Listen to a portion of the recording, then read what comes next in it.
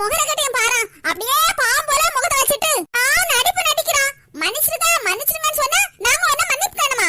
இனியே நம்ப மாட்டேன்டி, எந்த காலத்துலயும் உன்னை நம்ப மாட்டேன். ஏ பாட்டியோ, நீங்க அப்படி சொல்லாதீங்க. பெத்த மகளை பார்த்து நீங்களே எப்படி சொன்னா மத்தவங்க எப்படி பேசுவாங்க?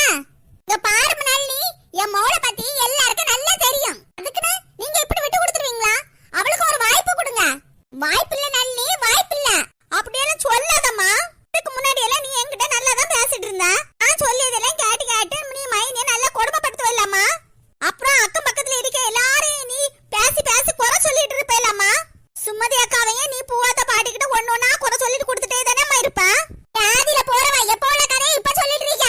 ஆறு மேனகா, சும்மா பழசெல்லாம் போட்டு கிளறிட்டு இருக்காத. எங்களுக்கு எல்லாம் தெரியும். ஓ, எப்படி சொன்னாலும் எல்லாமே என் பக்கம் எல்லாம் திரும்புது பாரு. அவங்க என்னதான் சொல்லிட்டு போட்டு, நான் முதல்ல உங்ககிட்ட என்ன சொல்லி கூட்டிட்டு வந்தேன்?